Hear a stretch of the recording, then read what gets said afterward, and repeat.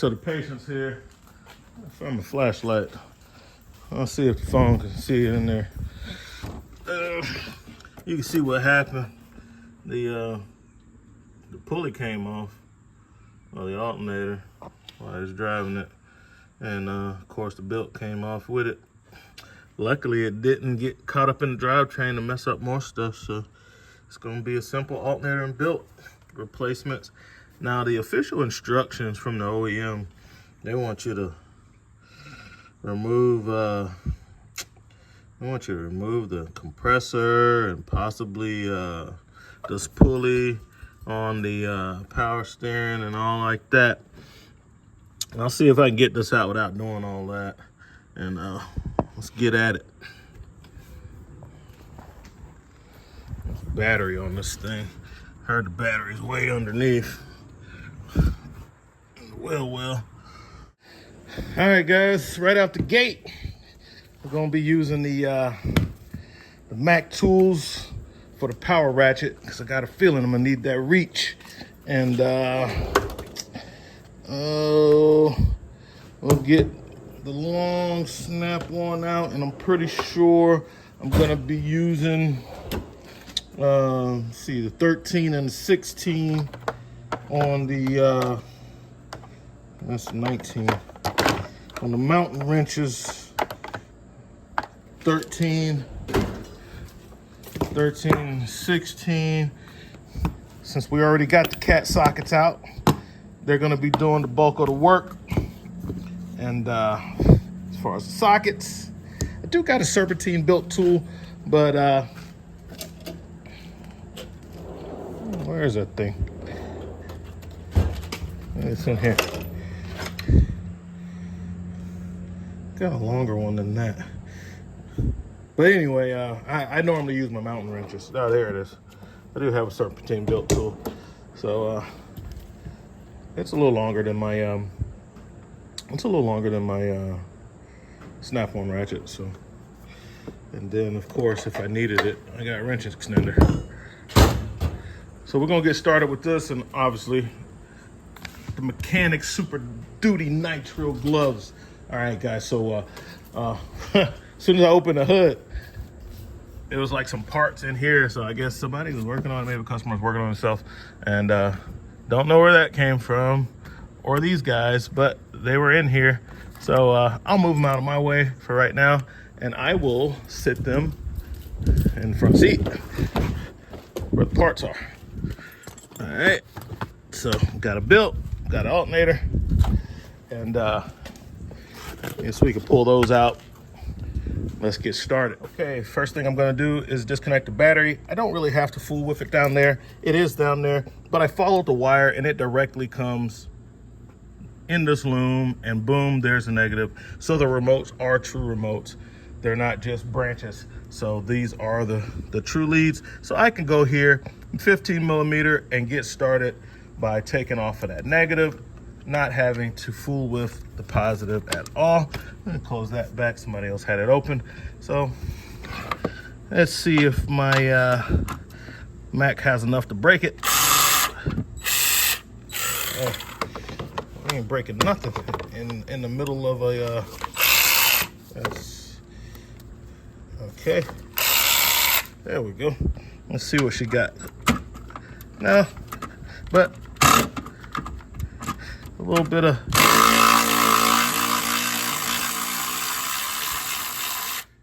all right. Put that in there. Got my snap-on magnetic tray, which I use quite often when I'm working on things. So I just want to get this negative off, and I don't want it to touch anything. I'm just gonna kind of leave it hanging out right here. I'll go inside the vehicle and see if the power's truly off. Nothing. No lights, no dings, no nothing. Good. Now we can go to work. All right. Let's see if I can get this thing out without doing everything that they said to take it out from the bottom.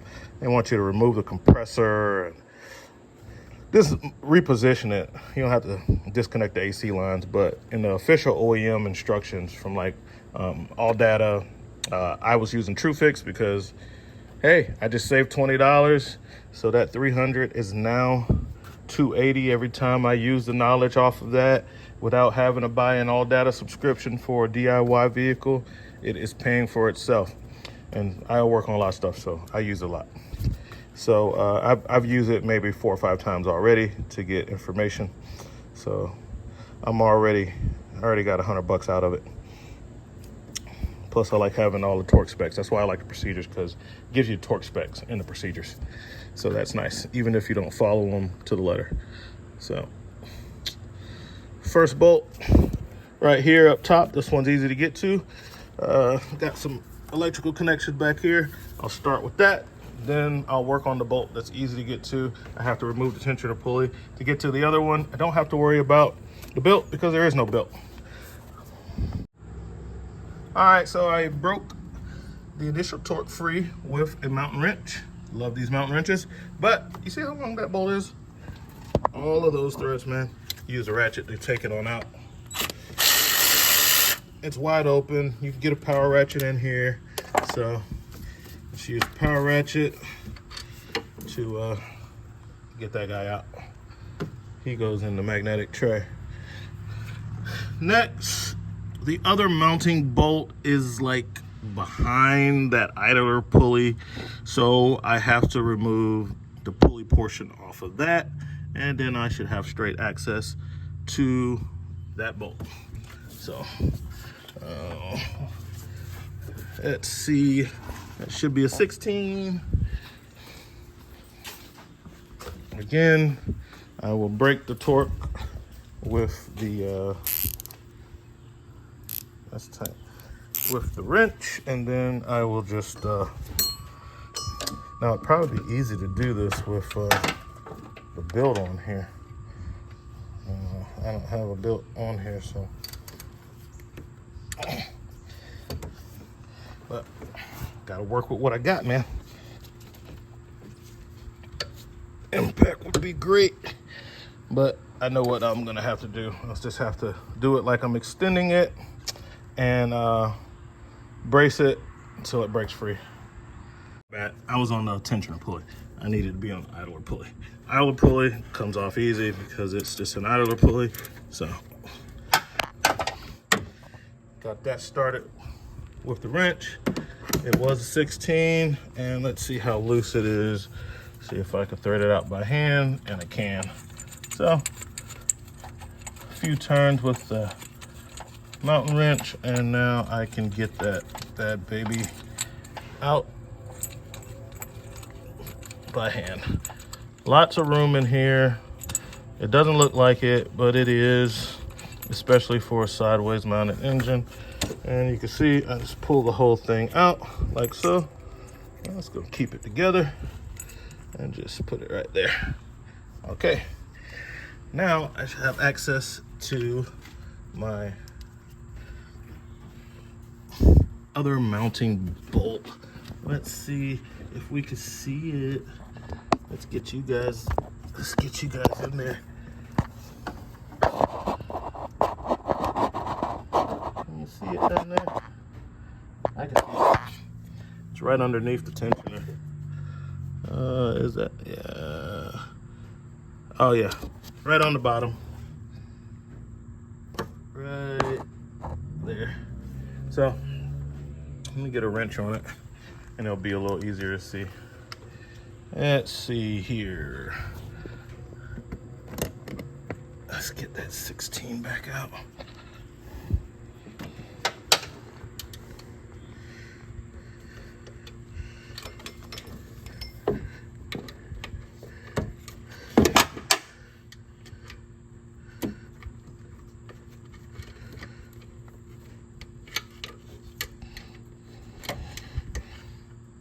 You can see that it is right there where my wrench is. That's where the bolt is. I'm gonna use my power ratchet. All right, so we have the long snap in. Let me clean up the camera a little bit. Yeah, that's much clearer. Mid-length socket. So I had to go to the snap-ons, guys. I got my long snap-on lock and flex head and my mid-length snap-on metric 16 so that I could get under there.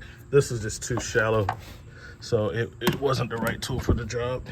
But this gets on there easy. It's broken free. Now I'll go in with the power ratchet and a shallow socket. Correction, power ratchet and a mid-length socket. Same problem. You see how far it stands off. You know, a deep socket would have pushed it a little too far back to get the angle that I needed, and a shallow socket doesn't reach. Doesn't have to use any extensions because I have the mid-length sockets, which are so versatile. So now I can just hit the button. I'm not left-handed, but I'm doing this with my left hand for the sake of the camera. Let me switch hands. And it's gonna come out quite easily. Let's put the camera in the left hand.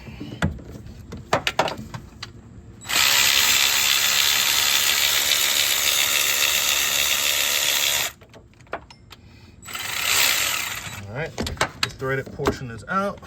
Let's get the tool out of the way.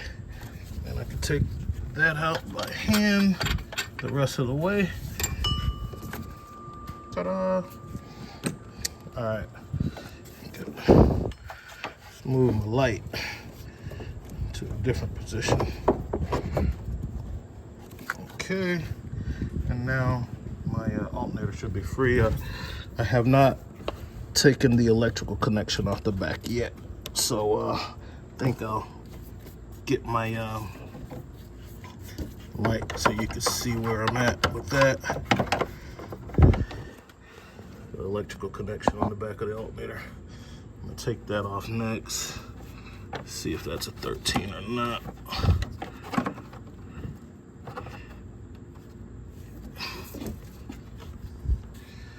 Yeah, you can kind of see it. See if we can zoom in on it. It's right there. So let's get that off using, let's see what I'm gonna use. It's in a weird spot. I might get a stubby out for that. Coke and stubby, perfect size, fits right in there. Get that off with that Coke and stubby and a shallow 13. All right, so took that off, removed the connector, and pulled the alternator free. I don't quite see why they want you to bring it out of the bottom. I believe it will come out of the top quite fine. And don't know why they would put all those extra steps as far as messing with the compressor and this pulley in the instructions. I have the alternator right here. And I'll take two hands, but I'm pretty sure I'll be able to get that out one way or the other. All right, old alternator is out. New alternator is just sitting there. It's not even fully in position. I didn't have any problems. I brought it right through this opening. I just moved this hose to the side and put the new one in the same way. It's a big open space right here. It fits. So let me slide this in position, get the rear bolt on it, and get my pulley put back. All right, so I put this one in just loosely while I lined up the bottom one, and then I couldn't fit my power ratchet in there. So as you can see, I got my long locking snap-on flex head in the unlock position with a stubby wobble bit and a mid-length socket to hit the hit that bolt down there, that other mountain bolt that we're going after, way down there at the bottom. That's how I'm doing it. And you guys may need to do this to take yours off if the pulley is on there. If you have a big pulley like this one on your alternator, it might be in the way. You may not be able to get your power ratchet in there unless you have a really thin one, or you go from the bottom and hit that bolt from underneath, which is pretty easy to hit from underneath. It's wide open. So I just chose to do it all from the top. You can hit that bolt very easily from the bottom. So there's that. But you can see, and I just move this hose out of the way, and I get pretty good range, pretty good clicks. Pull it out, let you see the rig. So that's what we got. Pittsburgh 1-inch wobble with a mid-length socket. Works fine. All right, guys, so for the new alternator, the stud was really long, and the stud was a lot longer than the old alternator, and they changed the bolt size, so you can figure that out before you put it on. So I ended up using, it was smaller, 12 millimeter mid-length socket on a stubby ratchet. Got that on the back. Still hadn't plugged up the plug. It's still hanging, but I can like simply do that now. It's gonna be easy. Actually, you know, I should have checked to make sure that the guy bought me the right alternator first, but in this case, I think I'm okay. That sucked. I have to take it all the way back off.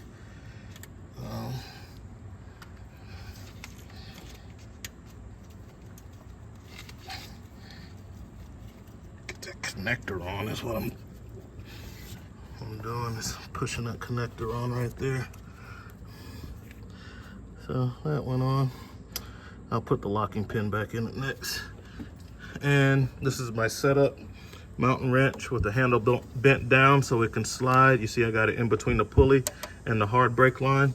Straight shot to that number 16 bolt that holds that assembly together. And I just simply have much swing because I can go under this hose and just stick my finger in here and pull it back, get it tight. And then for the final torque, I'll just straighten out the handle and just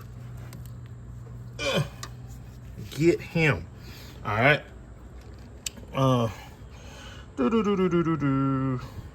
Yeah, now I gotta put the build on. All right, so now it's time to get the build put on. Everything else is buttoned up. I'll share you guys the torque specs and the build diagram. 2.4 liter engine. This is why a resource like TrueFix or whatever you want to use is great. I say TrueFix has a great advantage in that it's only $300 a year. Man, time is money, and my time in particular is a minimum of 150 bucks an hour. So I don't see a value into searching the internet endlessly for free information that may or may not be accurate and spending all that time when I could just have a subscription. Any car that I work on, it might not have every make and model, but for the most part, the cars that I work on, outside of like the Toyota products, I can go in here and get this information. I want a built routing, here's built routing. All right, I want the torques for everything that I worked on, here they are. So let's look at the torques. The battery terminal nut, 44 inch-pounds. We gotta put the battery terminal back on. The generator electrical power, 89 inch-pounds. Generator mounting bolt, 45 foot-pounds. Generator mounting bracket bolts, 37 foot-pounds. Idler pulley, which we had to take off, 18 foot-pounds. Lower idler pulley bolt, 37. You can read. I mean, you see what you see. Here they are, right there. So, and here is the built routing. So that's what I'm about to work on next. And that's my least favorite part, is these builds. But let me get at it, guys.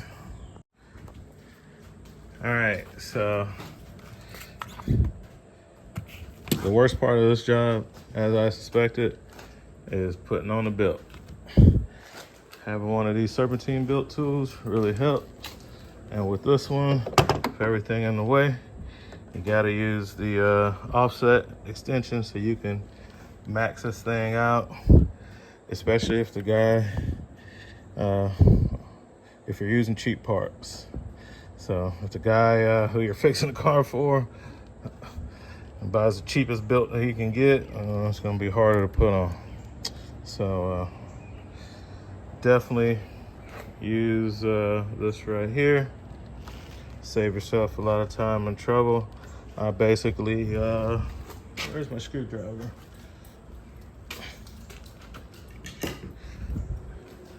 I used a screwdriver,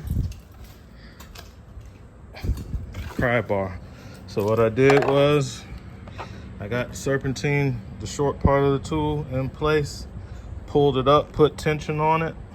So I started off like this at 6 o'clock position, pulled it back up to the 3 o'clock position. Then I inserted the handle so that I can max it out. So in the end, it was all on that, maxing it out where the tool couldn't go anymore. I put the power steering on last because it's easier to get to.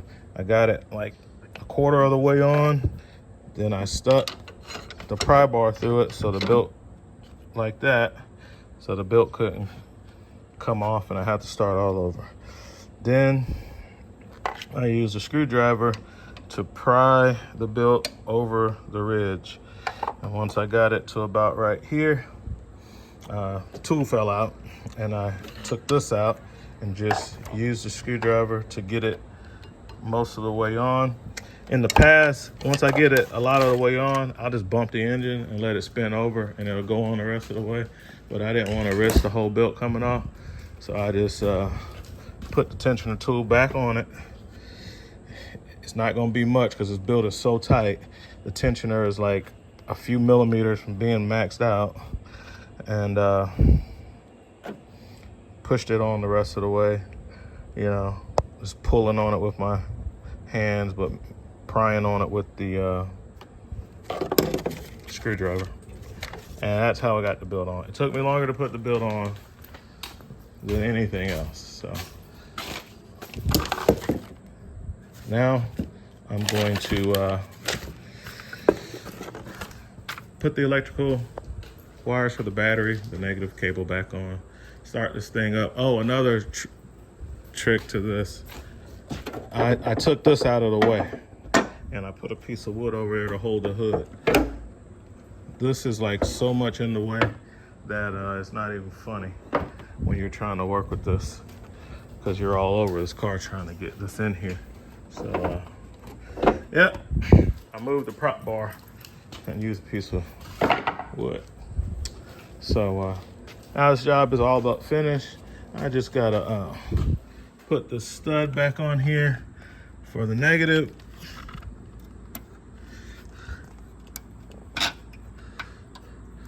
Negative battery terminal. Just gonna put this back on. I think that's 16. And I got most of my tools out of the way already. We'll start it up and test the charging system. Let's see. My sockets all over the place. It's a 16 mid, which will do fine. I'm just trying to keep up with my sockets here. But anyway, let me do that and I'll start it up. All right. Belt's on. Looks good.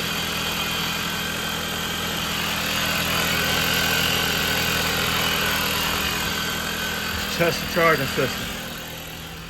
Grab a multimeter.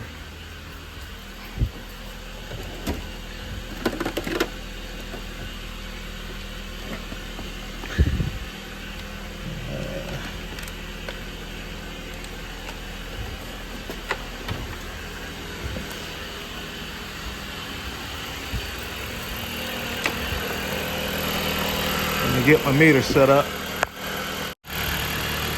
All right, meter set up. There we go. 14 volts.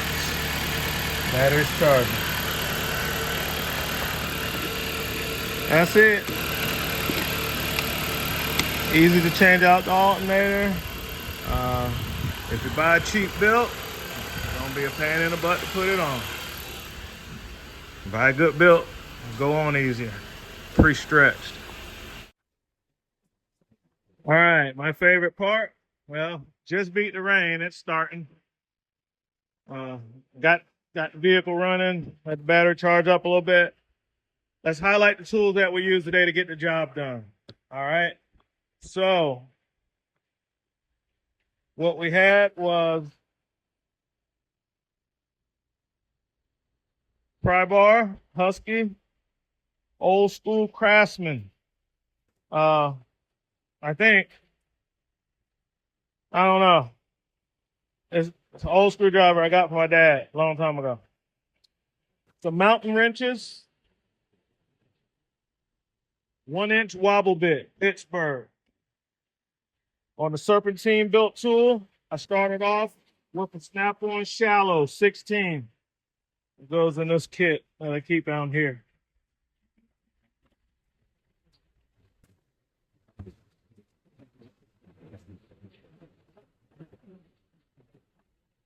We use the cat sockets.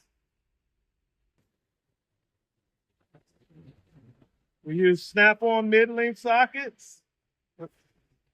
The Mac tool, 3/8 ratchet. It did most of the ratcheting. Serpentine built tool. We didn't use this. We didn't need the wrench extender. And we didn't use the crowfoot. We just used the other part of the tool. And a multimeter at the very end to check the charging system. Now, I got to pull out a scan tool and check for codes. I should have did it in the beginning, but I didn't. If this wasn't, a brother in Christ's car, he's actually my mentor, my first pastor, Albert Kelly, won me over to Christ. If it wasn't him, somebody I know I can know and trust that's not trying to run game, I would have ran a pre-scan and a post-scan. But him, I'm not worried about him. So I didn't worry about it. We use a Koken stubby. The snap-on, this long snap-on lock and flex head. And I think that's it. Let's turn the multimeter off. All I got to do now, like I said, is get my scan tool. And of course, we use the Super Duty Mechanics gloves, the Nitro Diamonds. And those worked out great. Didn't tear not once. Didn't tear not once. And a little sweat rag. But that's it, guys. We're done with this one. It's my mom's birthday, so I probably won't work on anything else. I'm going to go to the store and get some stuff for my mom's birthday.